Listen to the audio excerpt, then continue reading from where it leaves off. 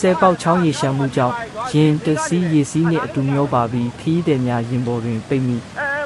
26/4/2026ရက်နေ့9:25အချိန်ခန့်မန္တလေးတိုင်းဒေသကြီးကြောက်ပန်းတောင်မြို့နယ်ဆဲပေါက်ကျေးရွာတွင်မိုးတဲထန်စွာရွာသွန်းမှုကြောင့်ကြောက်ပန်းတောင်ပုပ္ပလမ်းမပေါ်ရှိဆဲပေါက်ချောင်းရေရှမ်းမှုကြောင့်ရင်တစီးရေစီးနှင့်အတူမျောပါပြီးခီးသည်များရင်ပေါ်တွင်ပိတ်မိနေကြောင်းသိရှိရပါသည်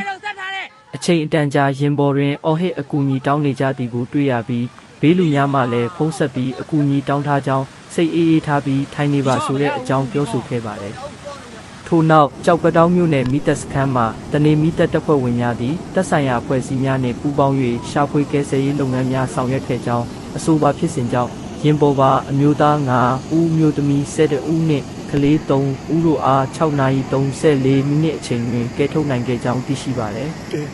ဆဲပေါက်ချောင်းသည်နှစ်စဉ်နှစ်တိုင်းမိုးတဲထန်စွာရွာပါကရုတ်တရက်ရေစီးတန်းတန်ကြောင်းထိုကြောင့်ဆဲပေါက်ချောင်းအားဖြတ်တန်းရာတွင်တတိထားရန်လိုအပ်ကြောင်းနှင့်ရေစီးတန်နေသည့်ကြားတွင်မော်တော်ယာဉ်များအရဲဆုံးမဖြတ်တန်းတင်ကြောင်းအကြံပြုထားပါသည်။အခုလိုသတင်းများနားဆင်ဖတ်ရှုဖို့အတွက်ကျွန်တော်ရဲ့ TikTok အကောင့်ကို follow လုပ်ပေးခဲ့ပါဦးခင်ဗျာကျေးဇူးတင်ပါတယ်မြန်မာပြည်သားအပေါင်းဘေးရန်ကင်း၍ကိုယ်စိတ်နှဖျားကျန်းမာချမ်းသာကြပါစေခင်ဗျာ